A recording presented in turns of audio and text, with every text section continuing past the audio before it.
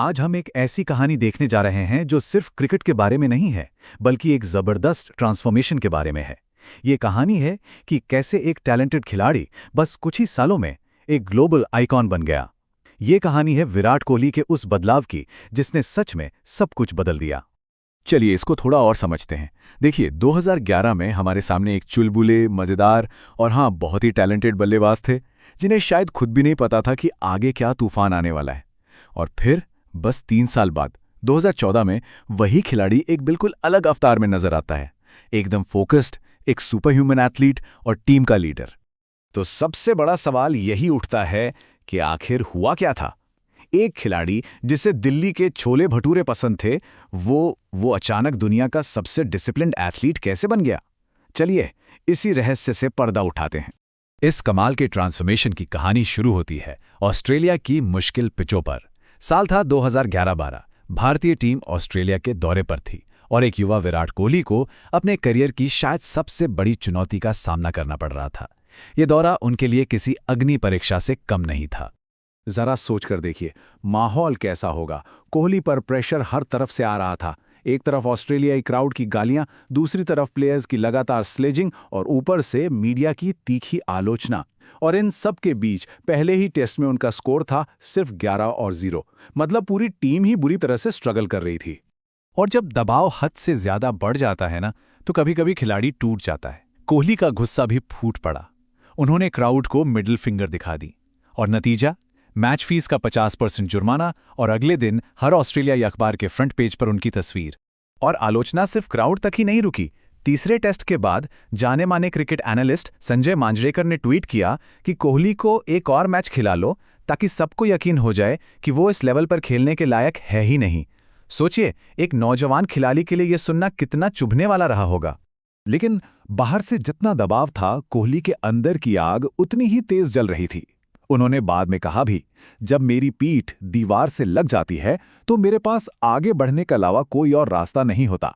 बस यही वो माइंडसेट था जिसने सब कुछ बदल दिया। और फिर आया एडिलेड का चौथा टेस्ट। जब हर कोई उन्हें फेल होते देखना चाहता था, कोहली ने अपने बल्ले से जवाब दिया। उन्होंने अपना पहला टेस्ट शतक लगाया, शानदार 112 रन। ये सिर्फ एक सेंचुरी नहीं थी, ये एक स्टेटमेंट था, एक ऐलान था कि वो यहां टिकने के लिए आए हैं। अच्छा, ऑस्ट्रेलिया में सफलता के बाद कहानी में एक बहुत ही दिलचस्प मोड़ आता है।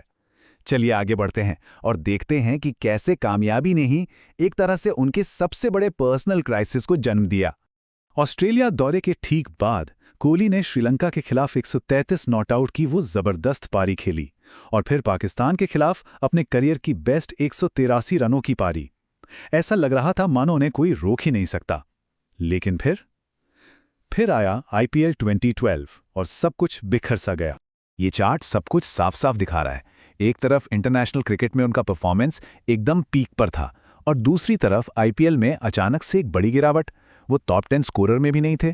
साफ था कि कुछ तो बहुत गड़बड़ थी। तो वो टर्निंग पॉइंट क्या था? IPL में अपनी टीम को निराश करने के बाद एक रात वो अपने कमरे में गए और आईने में खुद को बिना शर्ट के देखा। वो कहते हैं कि उन्हें खुद को उस अनफिट हालत में देखकर घिन आ गई। बस यही वो पल था जिसने एक चिंगारी को आग में बदल दिया। और बस उसी एक पल से एक नए विराट कोहली का जन्म हुआ। चलिए अब देखते हैं कि उन्होंने अपनी जिंदगी में क्या क्या ठोस और बड़े बदलाव किए। अगली सुबह से सब कुछ बदल चुका था। उन्होंने जंक फूड को हाथ तक लगाना बंद कर दिया, अपनी डाइट को सख्ती से कंट्रोल किया और ट्रेनिंग पर पहले से कई ज्यादा ध्यान देना शुरू कर दिया। उन्होंने अपनी जिंदगी से हर उस चीज को निकाल फेंका जो उनके खेल के आड़े आ रही थी। और अब कहानी का सर्कल पूरा होता है। 2 साल बाद 2014 में कोहली उसी जगह वापस लौटे जहां उन्हें सबसे ज्यादा स्ट्रगल करना पड़ा था, ऑस्ट्रेलिया। लेकिन इस बार वो एक बिल्कुल अलग इंसान थे और नतीजे हैरान करने वाले थे। इस 2 साल के पीरियड में उन्होंने 10 वनडे सेंचुरी और 5 टेस्ट सेंचुरी बनाई। ये आंकड़े उनके नए डिसिप्लिन का सीधा सीधा सबूत हैं। और ये स्लाइड देखिए, ये उनके बदले हुए रुतबे को पूरी तरह से दिखाती है। 2011 में जो खिलाड़ी टीम में अपनी जगह के लिए लड़ रहा था, वही 2014 में टीम के टेस्ट कैप्टन के तौर पर वापस आया। तो उन्होंने कैप्टन के तौर पर कैसा परफॉर्म किया? अरे उस 4 मैचों की टेस्ट सीरीज में उन्होंने बनाए 4 शतक, जी हाँ, बिल्कुल सही सुना। 4 मैचों में 4 सेंचुरीज।